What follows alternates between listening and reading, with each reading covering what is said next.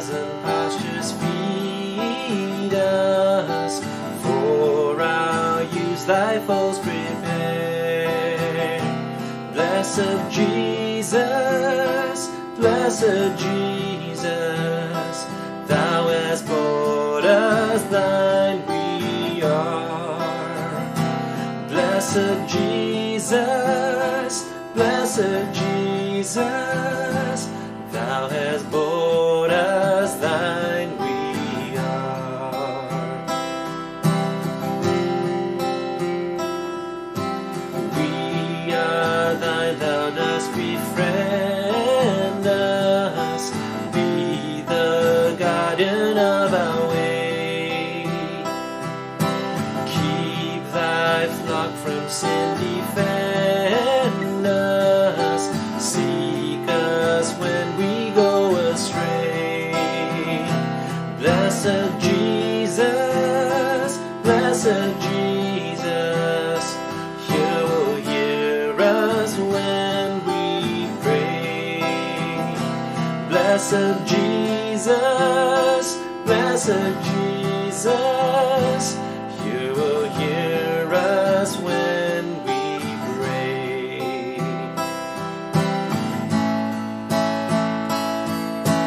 Early let us seek thy favor, early let us do thy will. Blessed Lord and only Savior, with thy love our bosoms fill.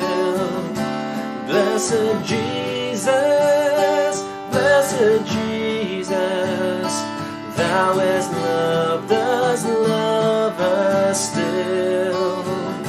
Blessed Jesus, blessed Jesus, thou hast loved us, love us still.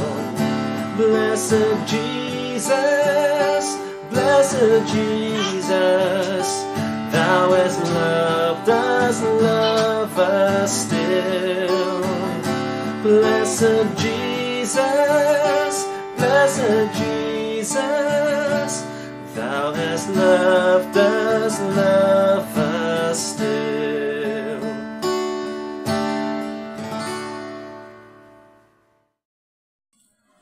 Isang mapagpala pong umaga sa ating lahat. Samahan nyo kami dito po sa St. Paul United Methodist Church dito sa Tondo sa ating online prayer covenant tuwing Lunes hanggang Sabado. Sa umagang ito, ating pong babasahin mula sa aklat ni Lucas, Kabanatang 5 at tanging verses 1 to 10 ng King James Version ang babasahin ko.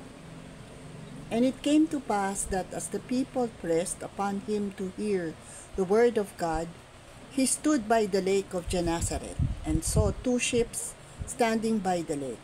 But the fishermen were gone out of them and were washing their nets. And he entered into one of the ships, which was Simon's, and prayed him that he would thrust out a little from the land. And he sat down and taught the people out of the ship. Now when he had left speaking, he said unto Simon, Launch out into the deep, and let down your nets for a draught. And Simon answering said unto him, Master, we have toiled all the night, and have taken nothing. Nevertheless, at thy word, I will let down the net. And when they had done this, they enclosed a great multitude of fishes, and their net broke. And they beckoned unto their partners which were in the other ship, that they should come and help them. And they came and filled both the ships, so that they began to sink. When Simon Peter saw it, he fell down at Jesus' feet, saying, Depart from me, for I am a sinful man, O Lord. For he was astonished, and all that were with him, at the draught of the fishes which they had taken. And so was also James and John, the son of Zebedee, which were partners with Simon. And Jesus said unto Simon, Fear not, from henceforth thou shalt catch men. Pagpalain nawa tayo sa pagkabasa ng mabuting balita dala sa atin ng Diyos para sa bayan ng Diyos.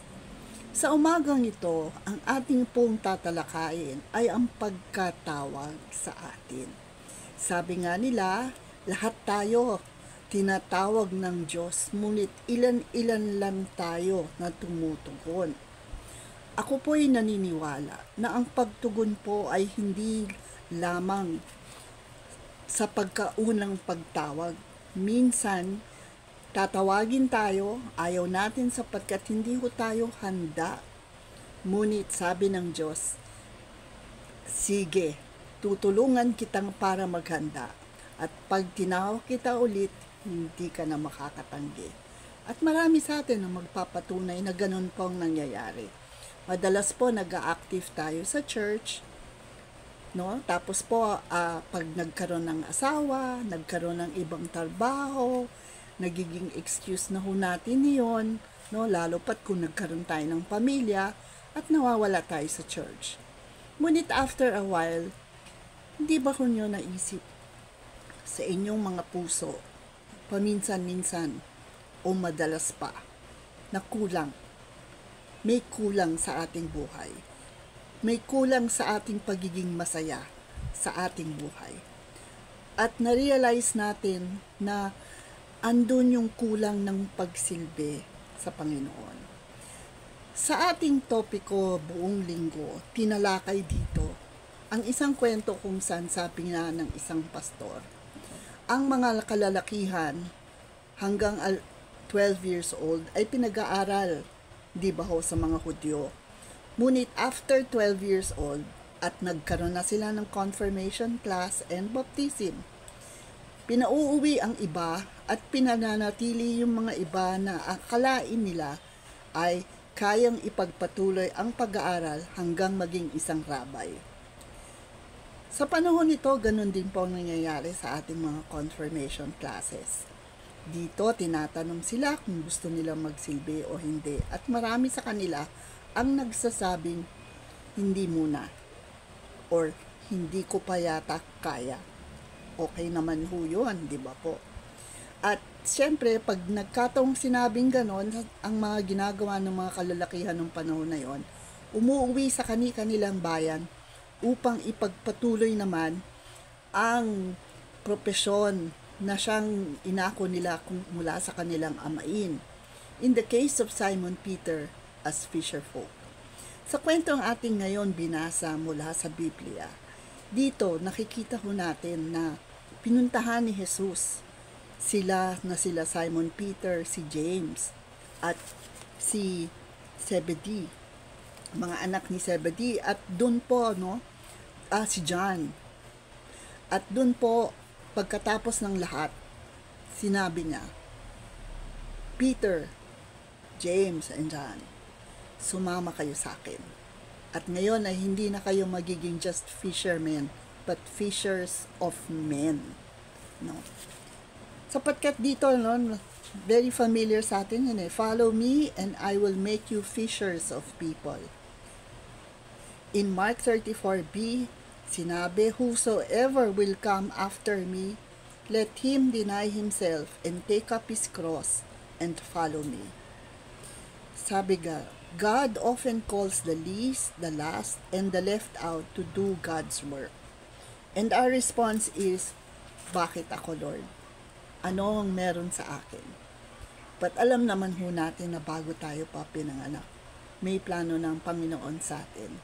May kanya-kanya ho tayong panahon ng pagkatawag at may kanya-kanyang tayong panahon kung saan hinuhubog tayo ng Diyos sa ating pagkatawag. Kung kaya naman, din, talasan natin ang ating mga tenga, buksan natin ang ating mga puso at isip, at pakinggan gaya ng sinabi ni Elijah kay Samuel. Lord, sabi niya kay Elijah, tinatawag ba niyo po ako? At sabi ni Elijah, makinig ka ng mas mabuti kung sino ang tumatawag sa'yo. At yun nga po ang sinabi ni Samuel. Nang narinig niya ulit ang boses, sabi niya, Here I am, Lord.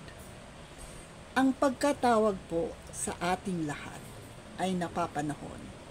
At kapag tayo ay tinawag na, Ibig sabihin, naihanda na tayo ng Panginoon sa gawaing kailangan niya para niya tayo, no?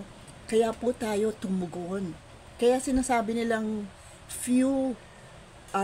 many are called but few are chosen. Hindi po. Chosen sapagkat po hindi ho tayo lahat sabay-sabay. Panahon-panahon. At tayo po ay dapat natin din maintindihan na kapag dumating ang panahon na yon, sasagot ka ba? Gaya ni Samuel, "Here I am, Lord." Tayo po'y manalangin. Panginoon, madalas sinasabi namin, mahal namin Ikaw. Nais namin magsilbi, nais namin tumugon. Ngunit kami natatakot, Lord God, kung ang kakayahan namin ay siyang magiging daan para nga magawa ang inyong nais para sa mundo. Ngunit alam din namin, Lord, at kailangan namin kayong, hindi nyo kailangan kami subukan, kung hindi kailangan lang kami mag-trust, Lord God, sa inyo.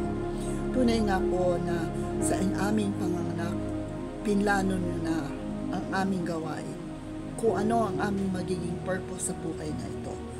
At alam din namin, Lord, na kayo rin ang magbibigay daan ng mga experiences na siyang magbibigay sa amin ng pagpapatunay na kakayanin namin ang dapat kayanin, Lord. Naway patuloy kaming maging bukas sa iyong pagtawag, Lord God, at tumugon sa panahon na kailangan nyo kami para sa ikububuti hindi lang namin, kundi ng mundo, at para magbigay pugay sa kapangyarihan at kabutihan mo para sa amin at sa mundo. Ito po ang aming dalangin sa pangalan ni Jesus.